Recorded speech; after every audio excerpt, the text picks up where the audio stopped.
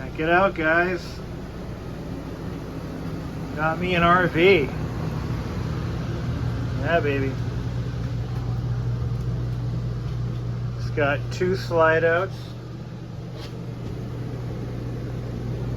shower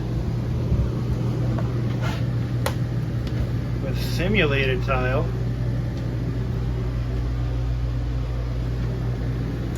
Oh, it's got bathroom.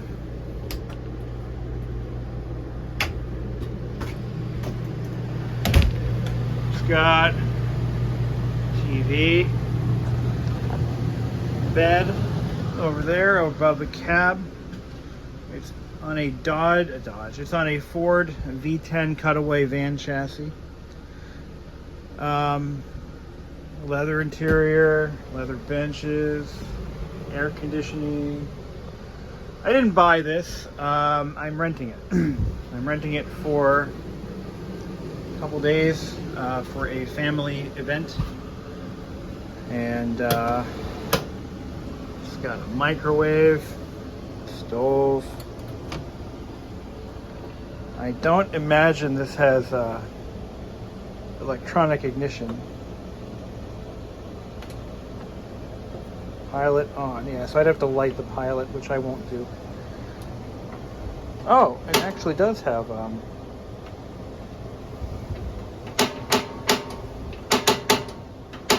gas is turned on, so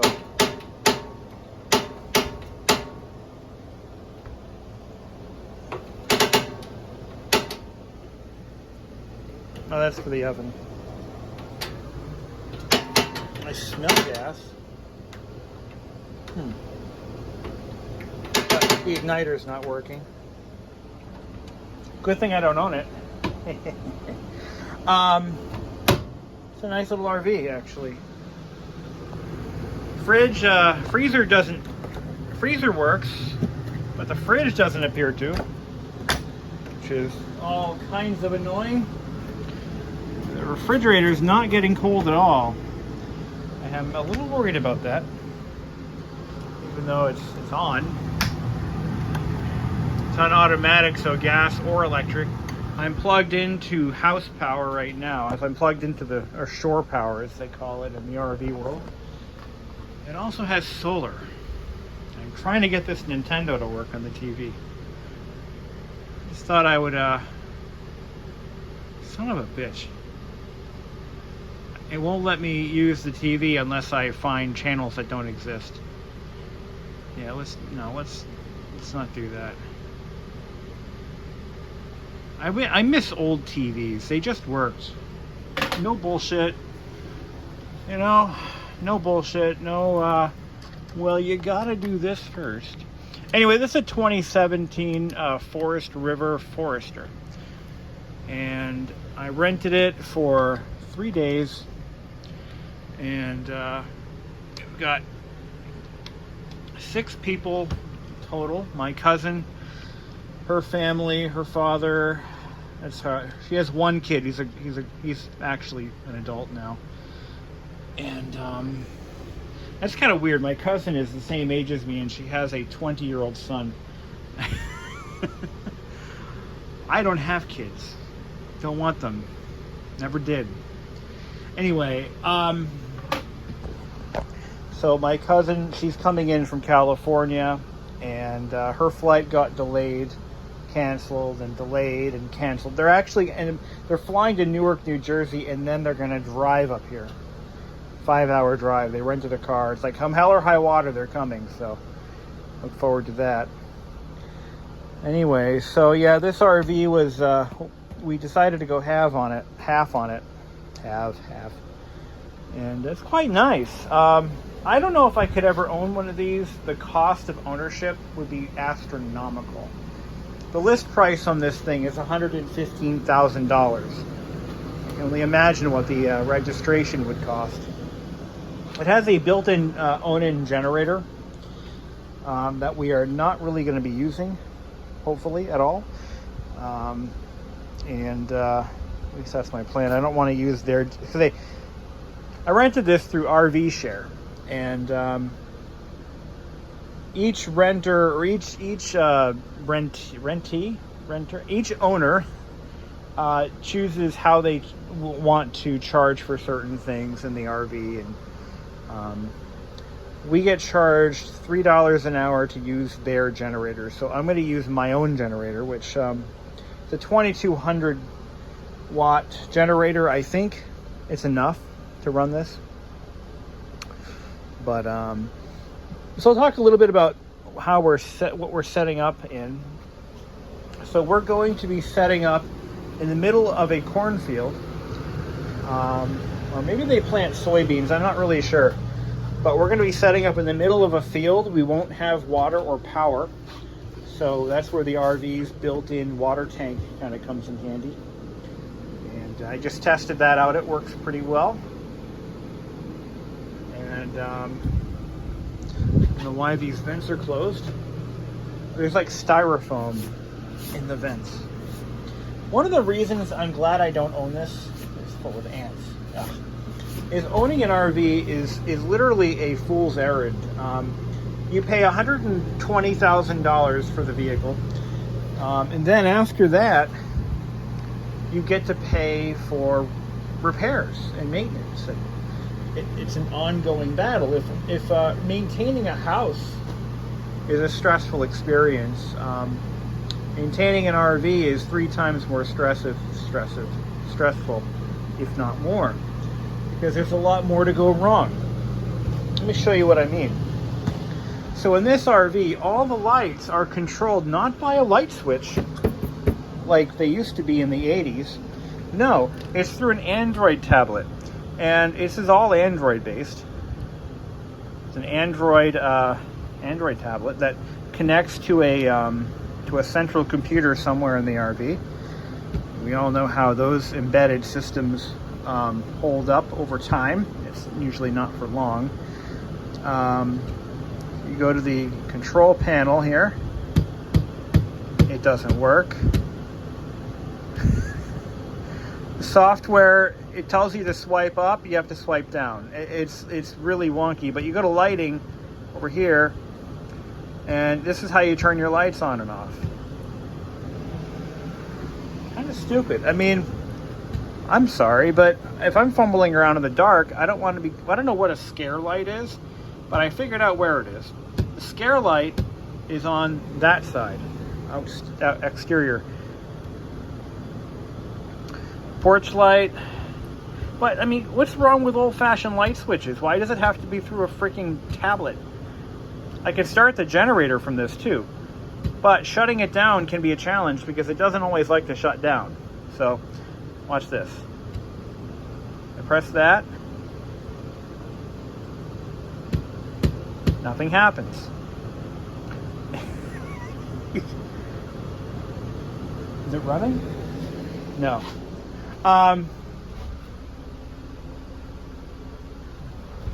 No, it is not running. So it's kind of, it's kind of stupid. Oh, there it goes.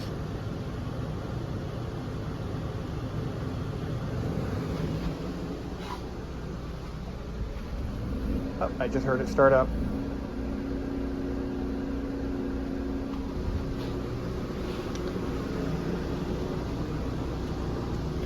Let's take a walk around.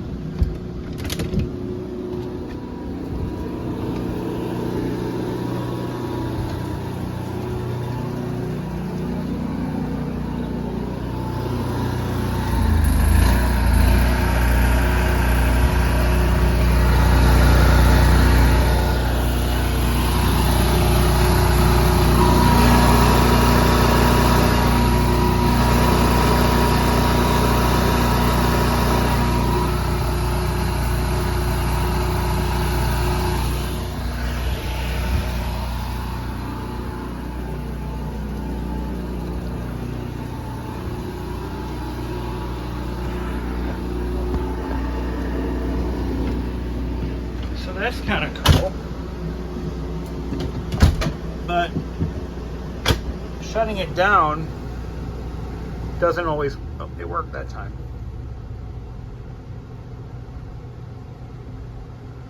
There it goes. it stopped.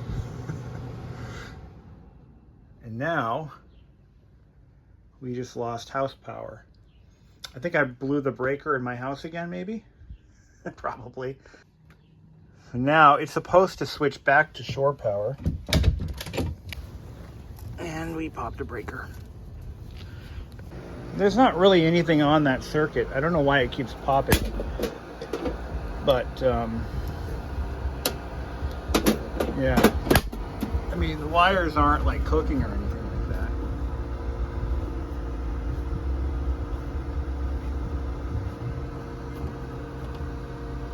Yeah. Well, that was fun. So yeah, apparently when I flipped the generator off, it, for whatever reason, and I have the hot water heater turned off, which is critical. If I go over here, this is how you control your water heater, by the way. You go to, I think, monitor panel. There's your fresh water tank. Now, this is inaccurate according to the owner. It doesn't work. Okay. Gray water, black water, LPG. This is how you turn your water pump on and off, your heat on. I don't know what this is, this bacon thing. I don't know what that means. But that's how you turn on and off your water heater and everything. We're going to run everything on gas, the fridge and the water heater, when we get located to where we're headed. I am a little concerned that the fridge doesn't work because I have a lot of stuff I need to put in here and it needs to be refrigerated, but it's not even cooling off. It's doing absolutely nothing. Oh, well, no, wait, no, that's kind of cooling off a little bit, but not enough to say it's working. Oh well, we'll give it a few hours and see what happens. I can't get this TV to accept my Nintendo as an object of functionality. Let's get this ladder and climb up. So this is the RV. It's quite nice. I don't like these. I don't like these modern lights. They're too bright, and I don't know. It just seems kind of chintzy to me, but. Then again, I don't think I'm the target audience for the RV industry, so I hate camping, number one, and number two, I don't have $115,000 just floating around looking for a place to burn it. But it does have this nice tip out, you know, that's kind of cool. Just gotta make sure you, oh, and these are controlled, by the way, by the touchscreen. So let me lay out a scenario for you guys. And okay, what the fuck? How do I? Uh-oh. Jesus Christ! 115 grand for this? Anyway, let me lay out a scenario for you. You're on a campsite somewhere, okay? You're on a campsite, and you're not mechanically inclined. You're not electrically inclined. This thing breaks. What do? You got your slid out. Fortunately, the leveling jacks, which are controlled by that panel down there, by the way, it can't level itself on my driveway, but it did fully extend the rear jacks. But you're on a campground somewhere and your phone doesn't work. Your tip outs are stuck. How do you get home? What do? You know? Just the complications of the modern RV, it's just insane how many things there are that can go wrong in this machine, let alone the drivetrain. Let's talk about all the other stuff. So you pay $115,000 for this beautiful beast, and something goes wrong with, you know, with your built-in navitainment system thing. How much did it cost to rent this pig? I think I rented it for 3 days. It was just shy of $1,600. So if you were to get a nice hotel room, maybe a 3 or 4 star hotel for 3 days, 4 days maybe, you probably pay about the same. But we also have to pay for fuel. Now this is just a standard Ford cutaway van with some little dressing here and there. This thing has got really no bells and whistles. It's just, again, just a normal Ford van from here forward. Just your old-fashioned white work van. Got a V10, Triton V10 motor. Typical Ford door panels, Ford steering wheel, Ford dashboard. It's got a Pioneer infotainment system that may or may not be usable for navigation. I haven't really played with it. A couple of auxiliary jacks, a couple dummy plugs, with another jack right there. Overall, pretty standard stuff. I do feel bad though for the people who spend $115,000 or more to own something like this. I mean, that's just, to me, it just doesn't, it's just insane. I'm just gonna call it, I'm gonna call a pig a pig. It's just insane what these things cost, but they're nice. I mean, it's nice to have. I don't think I could ever own one though. Not only that, I have no place to put it. This thing takes up my entire driveway. We have a 2-car driveway, and this thing takes up the whole entire driveway. Would I rent one? Yeah, I'm doing it now. Got some storage under the benches. Oh, those are drawers. Very nice. No, I think this is kind of cool. In all seriousness, I think this is pretty cool. This turns into a bed. For who I don't know. I had a moment of clarity. So we've got 6 adults. 1, 2, 3, 4.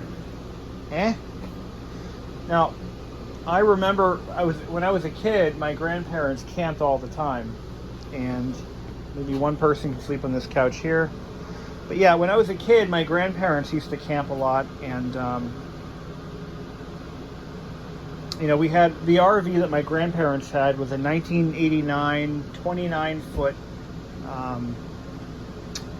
It was a Fleetwood Wilderness. It was a Wilderness by Fleetwood, and it had a very similar arrangement. The layout was different. The kitchen was in the front. It was a tow behind, not a driver, but a tow behind. A kitchen in the front, little dinette just like this. Same basic fridge, but the fridge was over here, stove was over here, and bedroom in the back, bathroom in the middle. And that thing was actually quite nice. It served my family for 20 years, at least, and then we got rid of it. But so I have a little bit of experience with RVs, at least in using them. But yeah, this all electronic stuff kind of makes me very weary about all the many things that can go wrong when we're on the road. I think behind here is probably the I don't know where the electrical panel is on this. I thought it would be up here, but that's just empty space. This is by the way, this is a nice little addition here. This is a spice rack for all your spices and canned goods. Make sure that gets locked in transit. Got another little drawer here.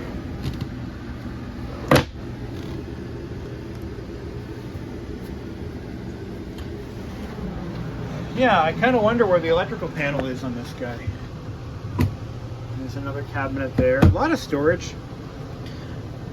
Oh, they were telling me a couple of things when I was picking this up. The hour meter on the generator stopped working, so they put their own in. They added this because the real one doesn't work. Like I said, you know, RVs they're an expense, and they break down a lot. A lot of things to break. These are slapped together in Elkhart, Indiana, by drug addicts, so I've been told. And a lot to go wrong.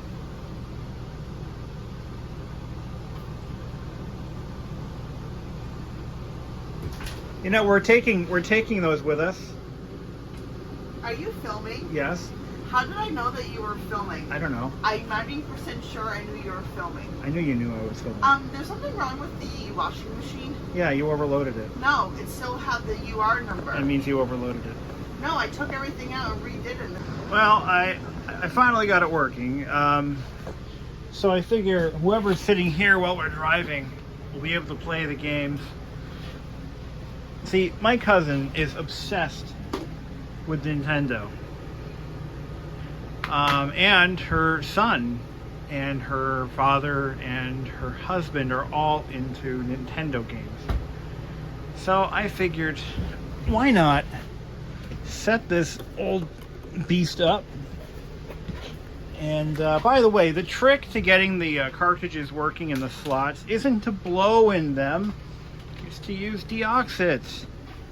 Come on, guys, we got this. So it works pretty well. Let me try a different game. Let's see, what do we got? Ice Climber, Wheel of Fortune. Let's try Ice Climber. Here's a game, I don't even know if I've ever played this one. So we got Super Mario to work. Hold on, let me pull the game out. So what you do, you take your can of deoxit and you spray it down into the fingers. That's all. I couldn't get it to work otherwise. It just didn't want to work. Let's see. Oh yeah, that worked real well, didn't it?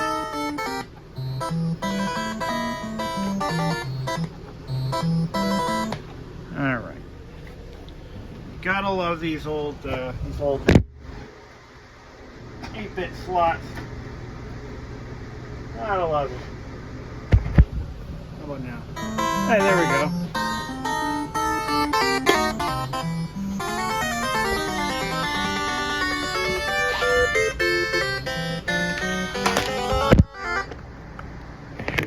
Which one of these? Let's see. Select.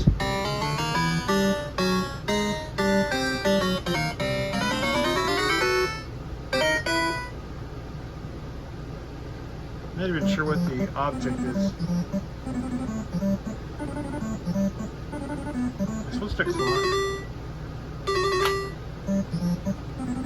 Oh, right. I'm supposed to kill those little dudes. Ah, here we go.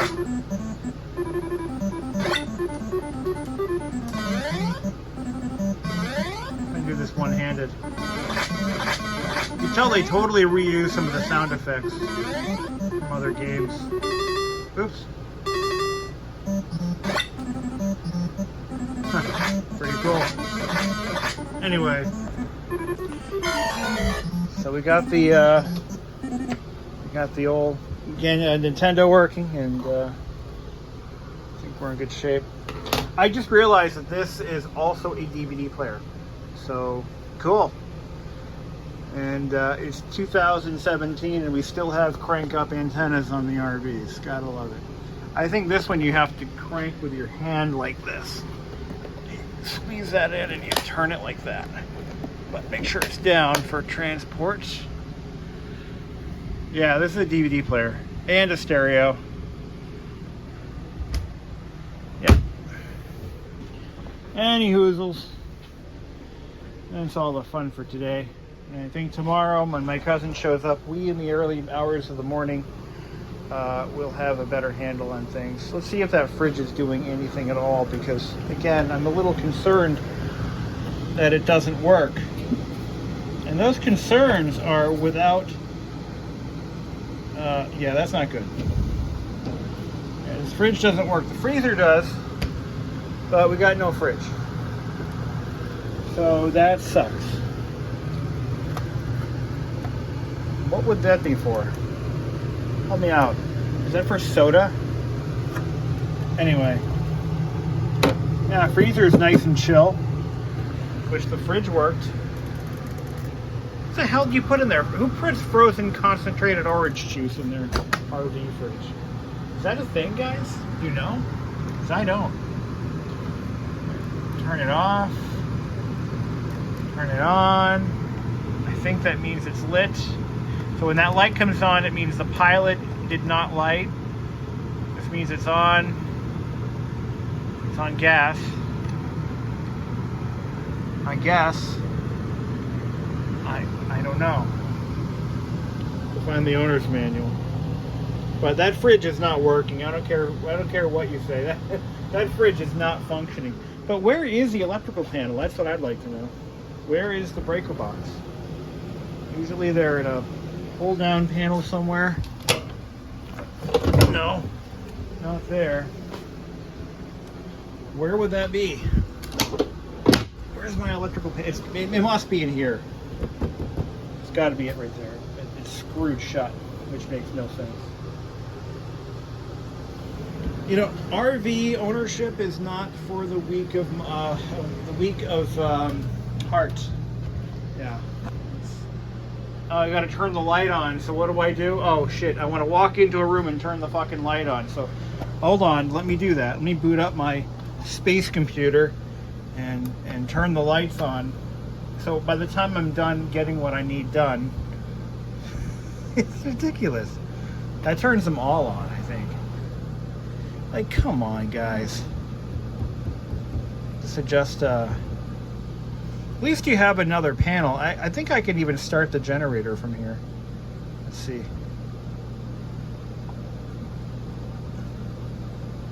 Where the hell? Oh, apps. Adobe Reader. Yeah. My lord. What have we done? My RV control panel, generator.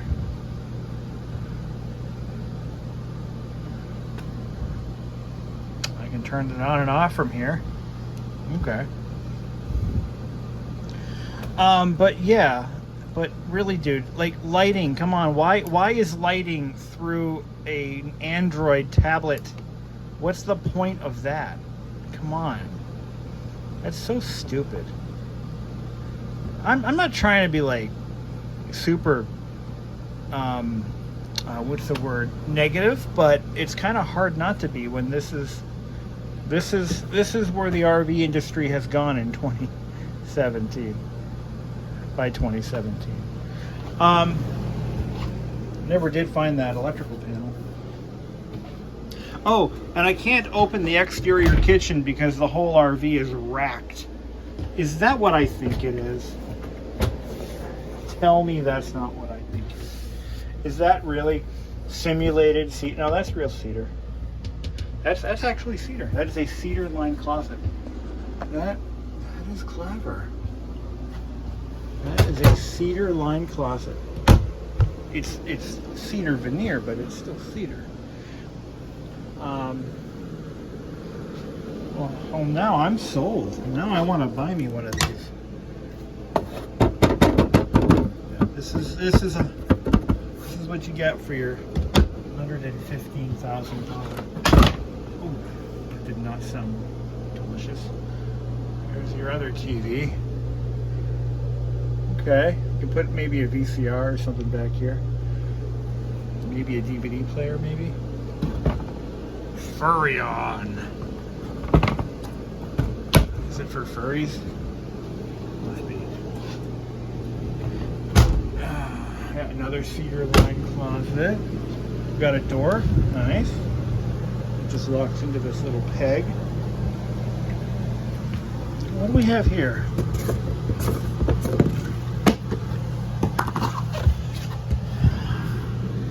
Evidence of rodent intrusion. That's what we have. Look at that.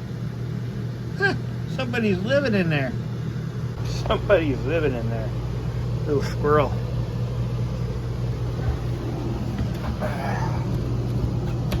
I don't think I have the water pump turned on, so let's see. So let me tell you a story about how much I love RVs and why I would never buy one. So I have a coworker, and she's getting up there in age, and she's at the age where it's time to buy an RV because, you know, we have nothing else better to do with our money. So she went ahead and bought a used RV. Now I insist because I am familiar with RVs. Again, I grew up basically in a campground when I was a kid, and I heard a lot of adult conversations about RVs and what it's like owning them. And I suggested to this coworker of mine, I said, before you buy that RV, you should have it inspected. Bring an inspector with you. I'm also a huge fan of Steve Lato, who is the world's worst RV salesman. If you don't know what I'm talking about, I suggest you Google Steve Lato RV. And so I told my coworker, I said, because she bought a $30,000 RV. Now that's not a lot of money in RV money, I guess. That's what I paid for my CX-5. I mean, that's a good chunk of change, though. It's a lot of money to just dump on something. I think it cost a little more than that. Brand new, I think it was like $40,000. The thing is about about the same age as this, actually, about a couple years newer, I think, maybe than this thing. And she said she met the owner, and the guy seemed really nice, and he knew what he was doing. And I said, okay, did you get it inspected? She said, oh, well, my husband didn't think we needed to do that. I said, he didn't think you needed to get it inspected. Why? Well, the added expense of getting it inspected, we really just want to buy it and get it done with. I said, okay. I'm not going to say I told you so. Oh, boy. She bought this $30,000 RV. They go camping with it early this summer. First trip out in this beautiful $35,000 piece of Elkhart, Indiana workmanship.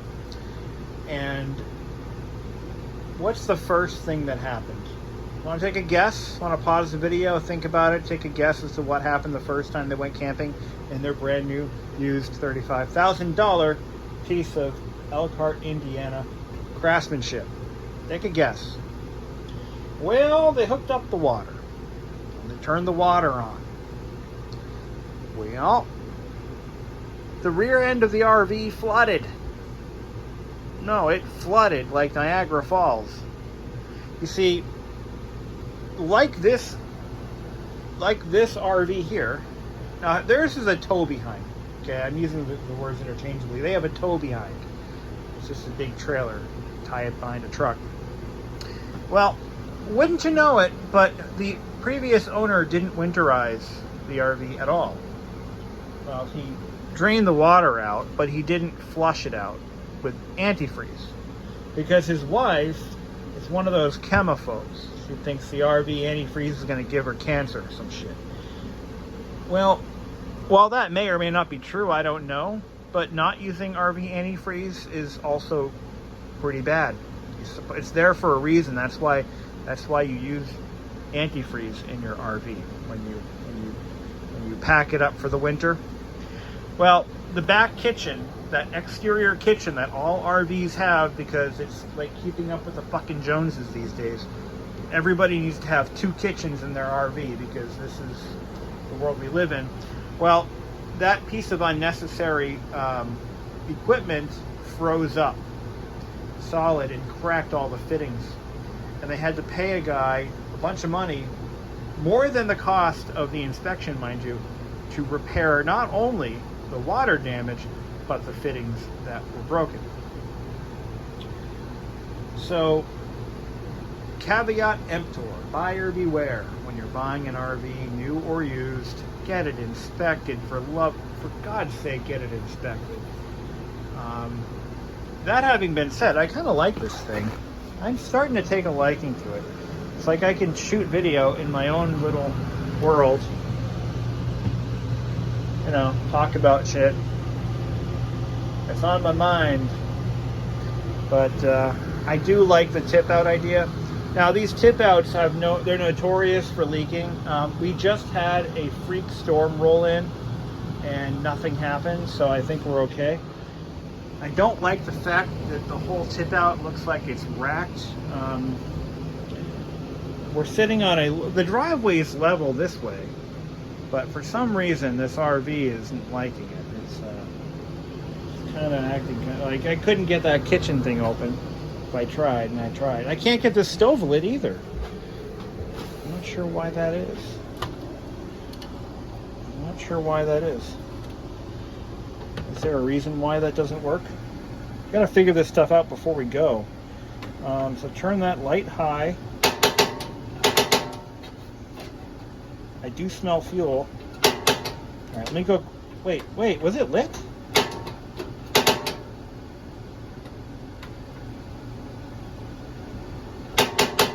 Oh, it lit. Hi. Toilet paper? Oh yeah, we probably should have some here. Can you grab me a roll of paper towels? I was going to say, is it down in the basement? It's in the closet. Oh, okay. I just tested the stove. I couldn't get it lit earlier. Now it's working. That's great. So that is actually kind of good.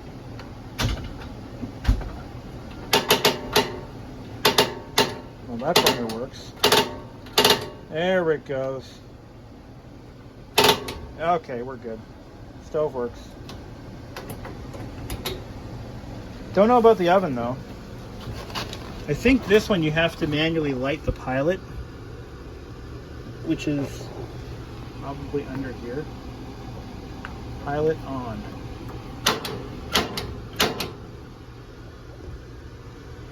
No?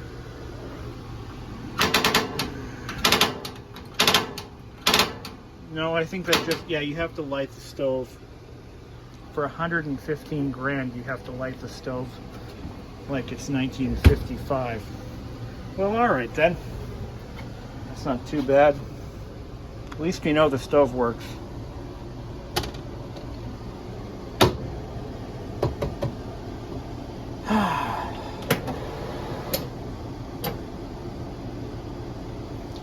Let's see.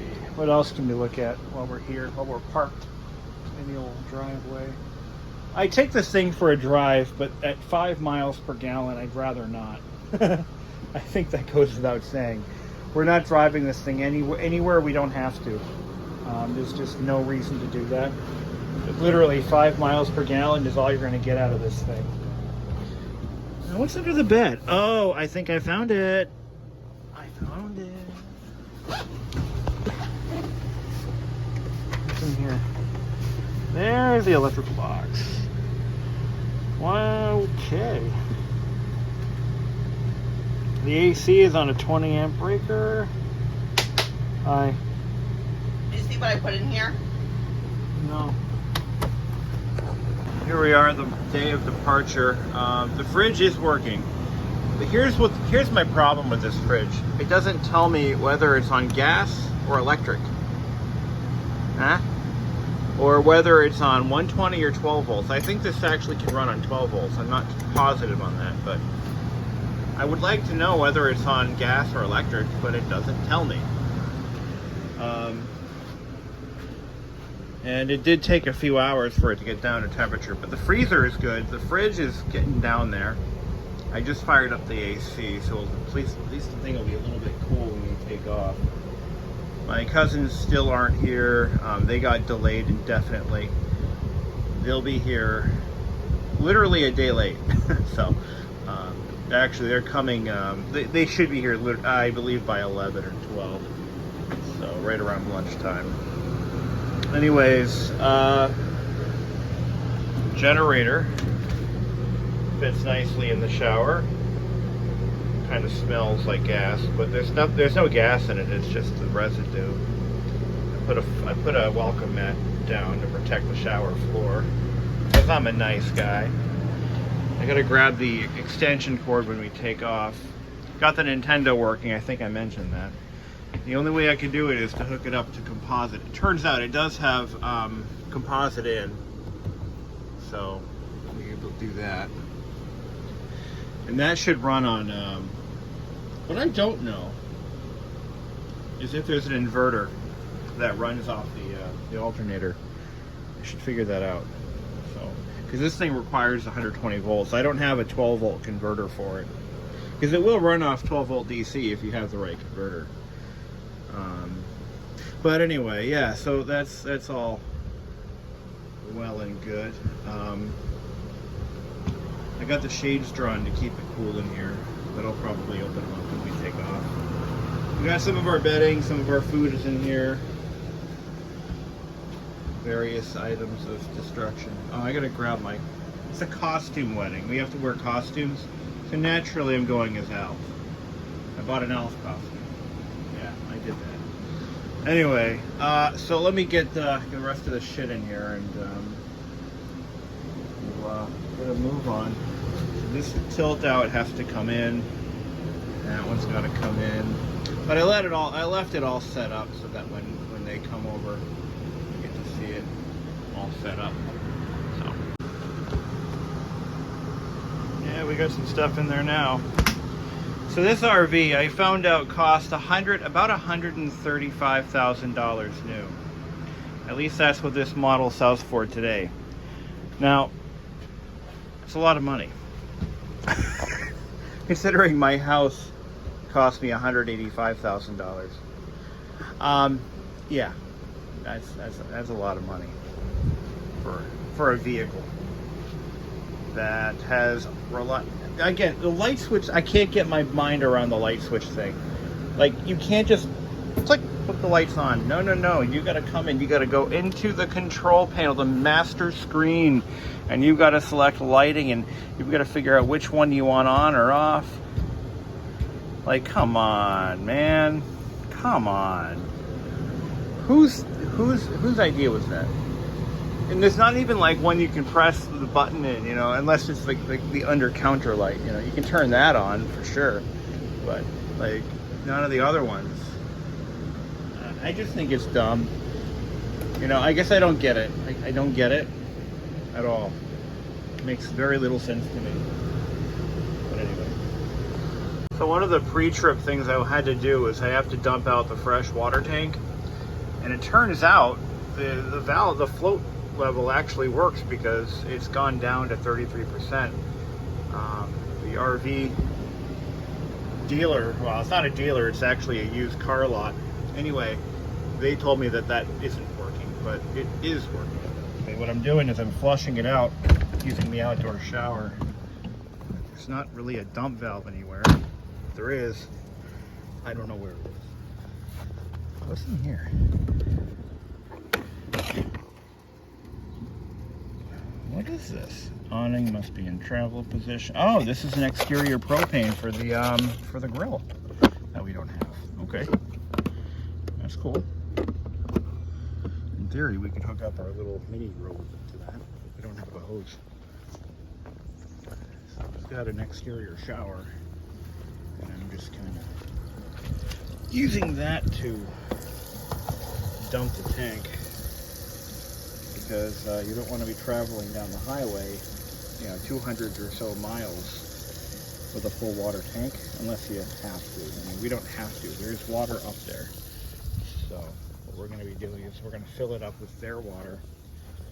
And if I don't have to travel with all that weight, you know, so that's kind of cool.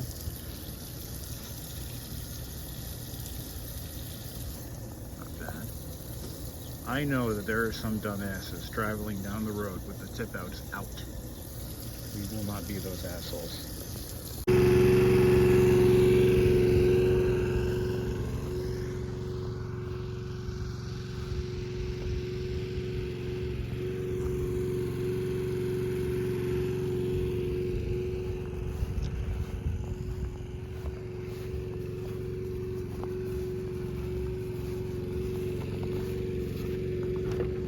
Well, we made it here. We're all set up and everything. Couple of things. The generator, my generator, is not powerful enough to run the AC and the two fridges. By the way, it has two fridges. I forgot about that too.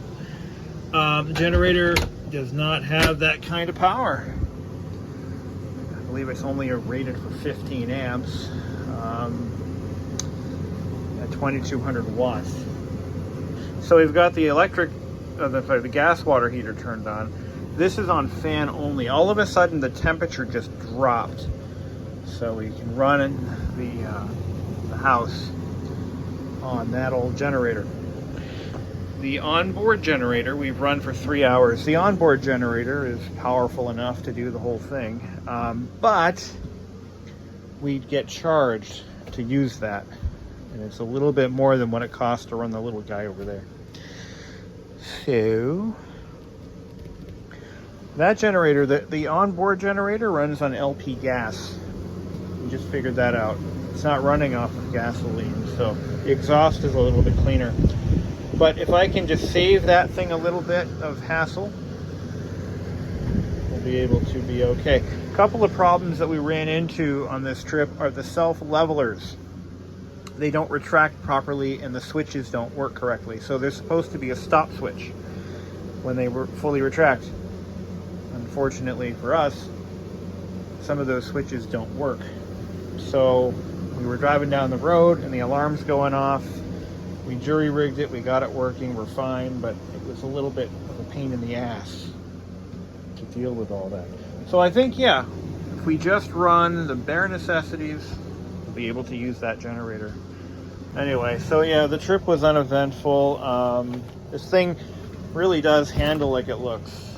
It's not exactly nimble on the road. Cost us $155 for half a tank of fuel. That half a tank brought us from southern New Hampshire to the northern tip of Vermont. So straight up I-93.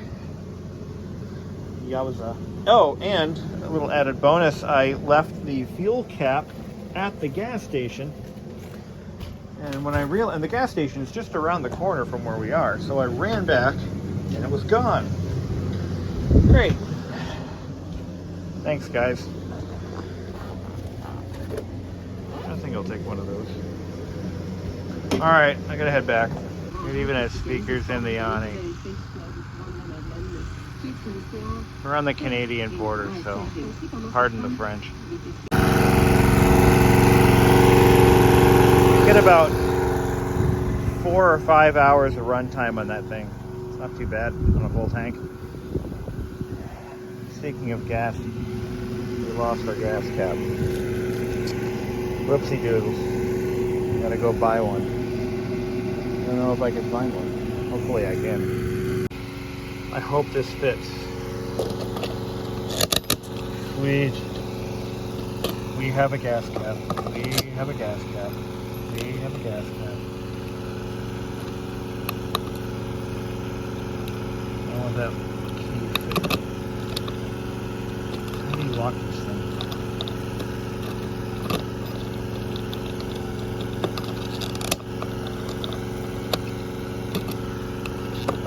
It doesn't lock. That's alright. I don't care. Look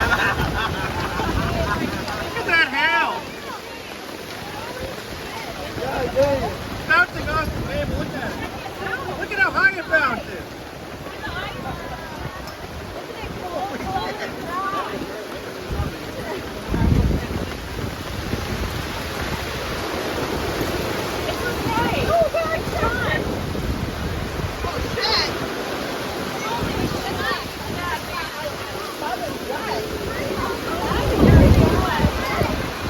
Yeah, we're getting wet.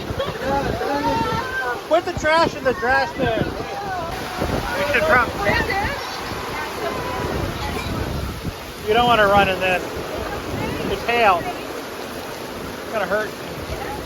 I have electronics in my pocket. That's why I don't bring electronics to these things. And go jumping in the RVs. They're in a tent right now in the middle of all of this. Yeah, ours is unlocked. So. Hey. I'm just going to tell her to go jump in the Yeah, that's RV. fine. Go ahead. It's not raining a little bit, and we all got stuff. Aw. It's slowing down. So anyway, I thought I'd film the epilogue of that trip. What I've learned, number one, when traveling with an RV, make sure that you plug all of your drains throughout the RV if there's water in the gray or black water tanks, mainly the gray water tank. As we were rolling out, we found that the entire RV filled with the stench from hell. And it wasn't black water like sewage. It was from the shower, the sink, both sinks and the shower. But anyway, it was awful, absolutely terrible. And we had to scramble to find the plugs for all the drains. because for whatever reason, if that gray water tank is like more than 50% full, it just sloshes around, and I know that's not supposed to happen, but it did. Driving an RV of that size, I think it was, I forget the actual size, but it was a Class C, basically built on a Ford E450 cutaway chassis. An RV of that magnitude is like driving a station wagon that's filled to the ceiling with cinder blocks. While it has a nice big V10 engine, it's also hauling a lot of weight, especially when there's water in it. I got lucky that the RV share agent that we used was not a private homeowner. It was actually a car dealership that also rents RVs. So they were equipped to dump our water tanks. It was part of the fees, all inclusive. So we didn't have to worry about finding a dumping station for the gray water. We did not use the toilet in the RV. We had porta potties for that. As uncomfortable and horrible and nasty as they are, I did not want to worry about dealing with black water. So we were only using, we actually got, I'll tell you, we got a couple of showers out of the water we had.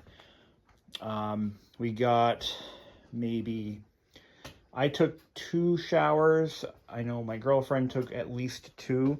So we got about, and then my cousin's husband, he took a shower in there as well. So we got about maybe 5 showers. And these are, I know we didn't take long showers. They were very short, just the minimum amount of water that you could possibly use. But the water was nice and hot. We ran the the water heater on gas. I had that actually turned on the entire time we were there. Yeah, we got some nice hot showers in the middle of a cornfield. Very comfortable. I really actually enjoyed the experience in hindsight. The RV definitely had build quality issues, which are typical to the industry. I follow Steve Leto religiously, and he talks a lot about these problems people have. And they're not fooling. This is a 2017. While it may be a rented mule, it's low miles, 12,000 miles on it. You know, so it couldn't have gone very far. Couldn't have been used very much. But 12,000 miles on this thing, and the trim was falling off everywhere. The little control panel was malfunctioning quite often. You know, it just had a lot of things that I would be, if I had spent 130 grand, which by the way, apparently is what they retail for now, that model. They still make that model, actually, the same exact layout, maybe different trim options, but yeah, about 130 to 140 grand is what that unit costs today. And yes, build quality issues are abound. Missing fasteners, stuff that just doesn't really work. You know, that's just, again, par for the course in the RV industry as a whole. But definitely doesn't make me want to run out and buy one brand new. Power-wise, I figured out why I kept popping breakers. That RV actually requires something along the lines of a 30 amp breaker if you're running the AC. And the circuit in this garage is 20 amps. So, you know, because of that, you know, we kept popping breakers when I tried to run the air conditioner. If you're going to run the electric heater, the electric water heater, you need at least 30 amps. And we did not have that here. Now, I talked about running it on my generator. Let's talk about that for a second. So I did not have the ability to run this generator for any length of time in my yard. I have a small neighborhood. My neighbors, you know, I'm trying to be nice to my neighbors. I don't want them to hate my guts. So I did not run this generator on my property enough to run everything. I did a quick test without the air conditioner and it ran fine. I brought this over to the site. We had it all set up. I fire it up. And this has a built-in breaker that kept tripping. It would not run the air conditioner. Now, it will run an air conditioner. The generator has run an air conditioner before. It was a 5,000 BTU in through-wall AC that my parents have in their RV. It would run that, the microwave, and the fridge all at the same time. 2,200 watts is not enough, and it's only rated for about 20. I think it's 20 amps, or is it 15? Let's take a look. It looks like it's got 20 amp plugs. I'm sorry, 15 amp plugs, and it says it right on the side here that it is rated for, it doesn't say what the amperage is. 2.2 kVA. There's somewhere in there is the formula for amperage, but I think it's only rated for about 15 amps. And as a result of that, this thing cannot run the air conditioner in the RV at all. It just can't do it. So what we determined is the air up where we were in Derby, Vermont, Derby line, it was dry enough to where we didn't need air conditioning. So we ran this generator pretty much the entire time we were there. We ran it all day long. They were there for roughly 2 full days, about 48 hours total. We ran it for during the daytime to operate the refrigerator. We have 2 refrigerators, both of them filled with beverages and food. And we had, so that it was the onboard thermoelectric, and we had a slightly bigger version of this in the outdoor kitchen area. We had those going, we had all the lighting going, we had the batteries charging, all of that running. We had the radio playing at some point. And so throughout the day, we at least had power for those. Oh, and the entire time we were there, I turned on the air circulator. So the air conditioning system can also function just to circulate air through the RV. And I had that running at full speed. And that little generator was able to handle the job pretty well. And then there was one particular night where we ran out of gas. So this thing, I filled it up before we went to bed, and it ran out of gas sometime in the wee morning hours. At that point, I just fired up I leaned over on the bed, and I fired up the onboard generator while everyone was sleeping and nobody noticed. And that ran the air. I actually turned the AC on at that point just to dry the air out a little bit.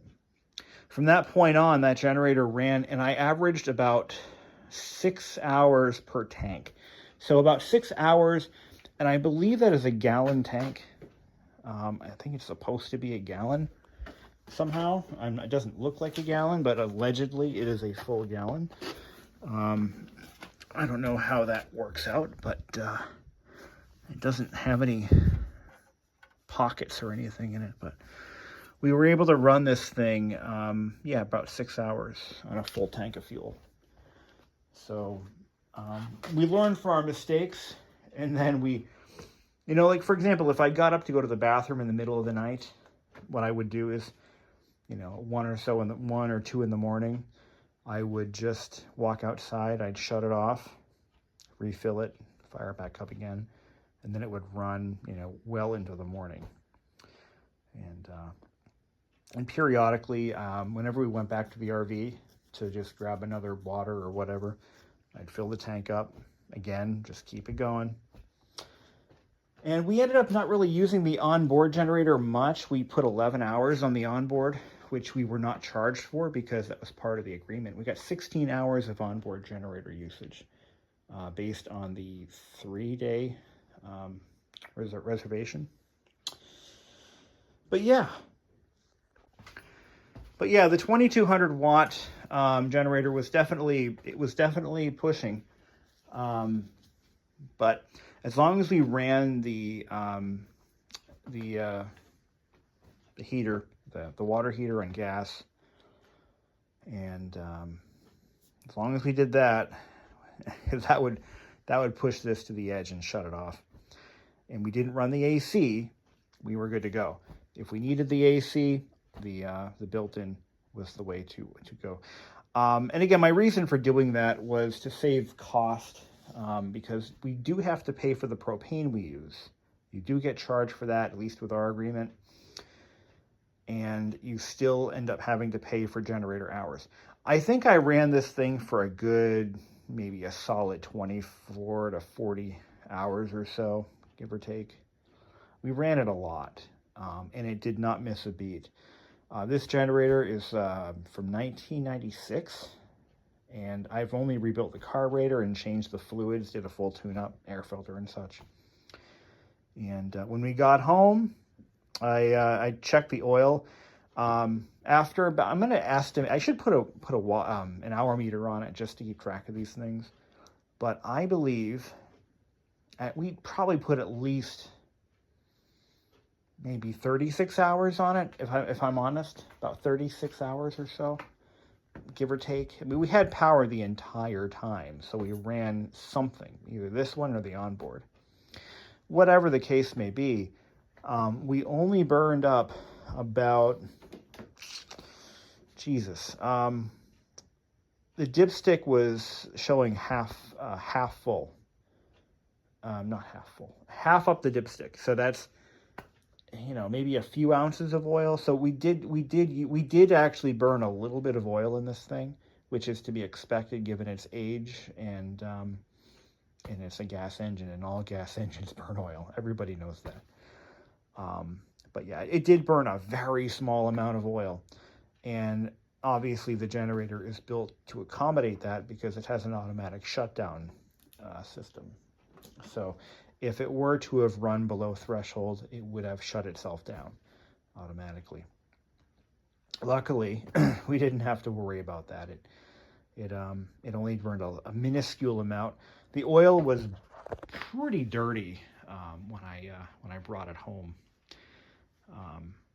So it was fresh oil as of about a year ago, and it still looked clean when we left. But I changed it actually 2 days ago.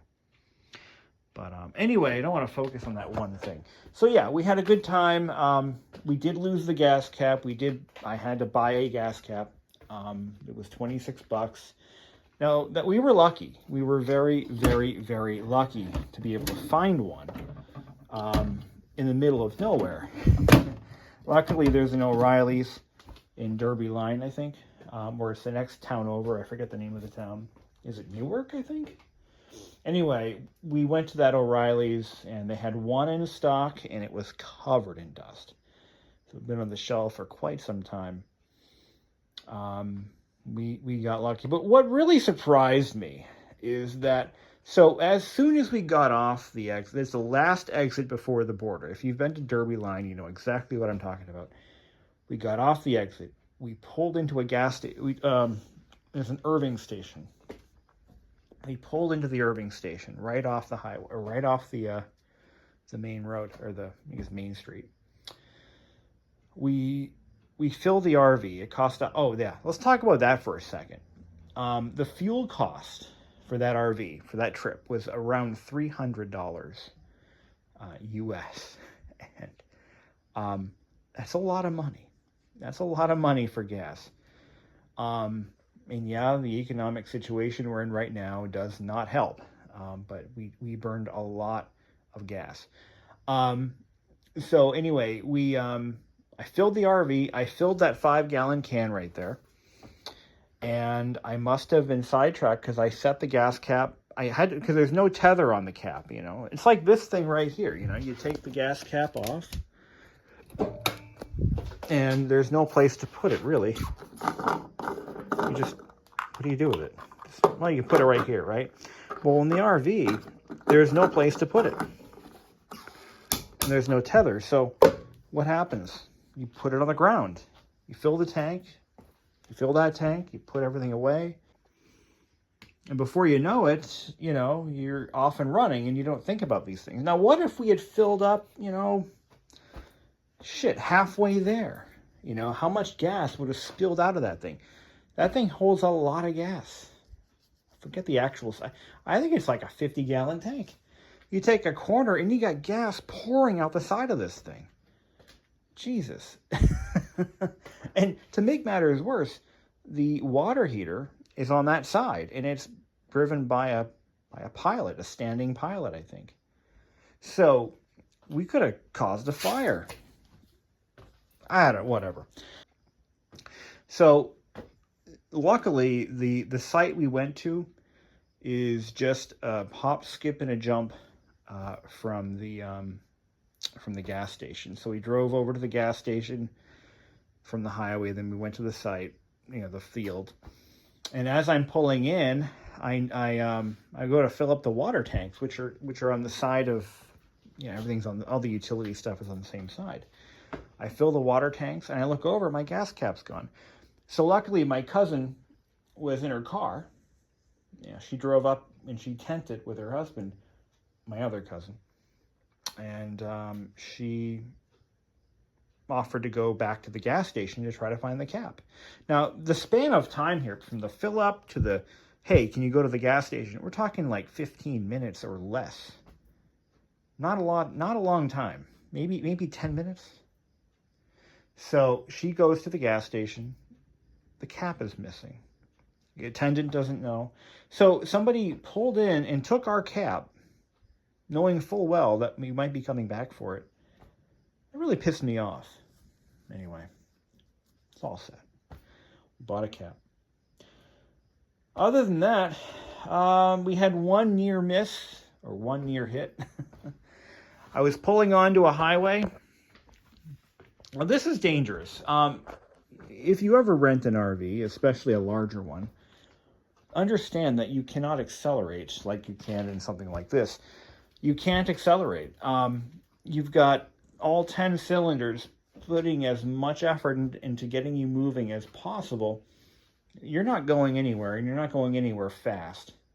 That's the thing. But if you go to pull out onto the highway and you can't see traffic coming your way, there's the one exit we took, or entrance, the on-ramp we took. I could not see anyone coming. There's no way I could have. It's too overgrown. So I have this thing, and the thing is, when you merge onto the highway, you've got to be cruising. So I've got this thing, I am pushing it as hard as it can go, pedal to the floor. And I'm anxiously looking as I'm pulling onto the highway, and then all of a sudden, I see a guy coming my way in my lane, the lane I'm trying to merge onto. He is barreling ass down the highway with a truck and a camper behind it. And he swerved into the opposing lane, or not the opposing lane, but the next lane over. Like, he swerved into it.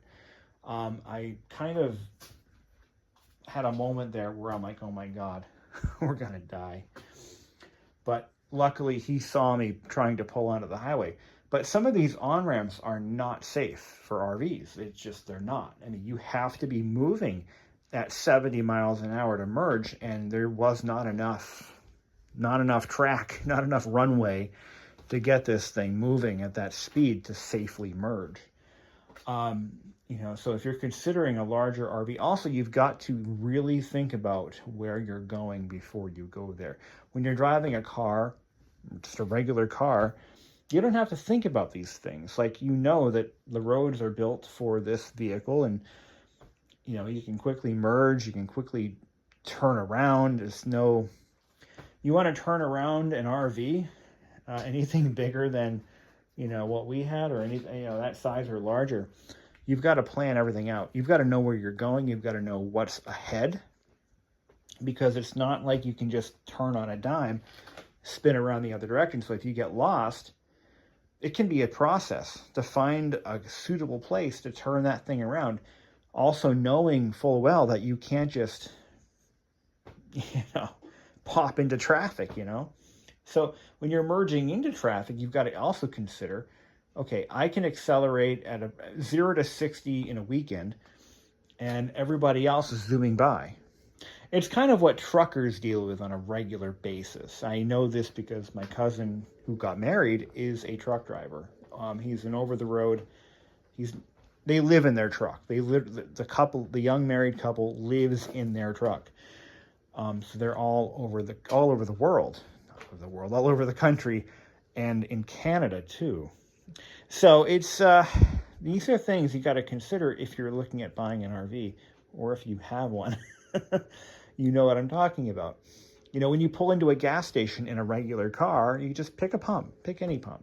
When you've got an RV, you've got to consider the design of the gas station. Can you make that turn safely?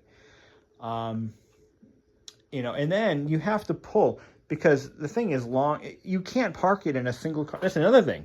I didn't even think of this. When you're pulling into a parking space in a modern day vehicle, like, you just pop it into the space, go to the store, get your stuff. An RV requires 2 parking spaces due to length. So I could not fit this thing in a standard parking space. When we went shopping to pick up a few things, I had to take 2 parking spaces. So I had to think about where I'm going with this. And again, corners that are tight, forget about it. Can't do it. I mean, you can if you're really good, but if you're a rookie like me, and you've never driven anything that big before, you know, you gotta, my point is, if you're going to do an RV trip, you've got to really plan ahead. You've got to think differently about your driving and expect people to ram into you at every possible opportunity they can get. It's a different experience, and I thought I would share this with you, my viewers, because maybe you might think about doing an RV at some point, rental or even purchase. And for that, oh yeah, not only that, it takes up my entire driveway. My driveway is actually capable of fitting 2 normal-sized cars, or 1 RV. So, but anyway, it was a fun trip. I would do it again. You know, but we would have to prepare for more, you know, the expense would be something to consider, not only the rental, but the fuel. I actually considered buying one, honestly, not a newer one, but an older one. The older ones you can get for it, they're a dime a dozen. You know, a couple $1,000 and you can get a 1980 whatever, or even something in the 90s. You're going to be fixing water leak damage. You're going to be replacing appliances. You're going to be doing a lot of stuff like that. And RV parts aren't cheap. They cost a lot more than you might think. And, you know, a refrigerator costs almost as much as a house refrigerator, just because they're not, you know, they're not something that you replace every day. So, and also they're more complicated. They run on 2 different forms of power, gas and electric in most cases. So you've got to really think about these things before you go and buy something like that. Not only that, another thing to consider with RVs is the chassis. You can't just go to Meineke to get shocks. You know, you can't just bring it into, you know, Valvoline. Basically, anything that you have to do to an RV chassis is you're going to truck shops. You know, any place that services commercial trucks, that's where you got to go. You know, because the lifts have to be heavy enough and tall enough to support that rig. The tools and the equipment and the knowledge it all pertains to commercial vehicles, delivery trucks, tow trucks, cutaway vans.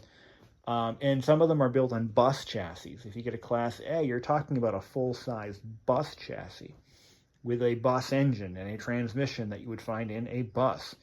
So you've got to bring them to shops that can handle that kind of thing. Unless you're mechanically inclined and you're willing to do that yourself. I know my dad had a 1975 Winnebago that we were going to fix up and put on the road, but he has ADHD when it comes to projects, and he got bored with it, and he sold it. But this vehicle needed a rear axle. That it needed some work done to the rear axle and the brakes. He did not have the equipment to do it. He was going to have to bring it to a commercial vehicle shop to have them fix it, and they charge a little bit more than your average Meineke to do that kind of work. all things to consider if that is what you want to do for fun. It is expensive, but it can be fun. There's nothing like pulling off on a rest stop off the highway, you know, putting the jacks down, firing up the oven, roast a turkey, you know, watch TV on the couch, maybe take a nap in the bed while you're just on your way somewhere, you know, maybe on a long trip. It's nothing like that. It's a very fun feeling. It really is. And if it's something that you can afford to do, I suggest you do it. Until then, you guys have a great night.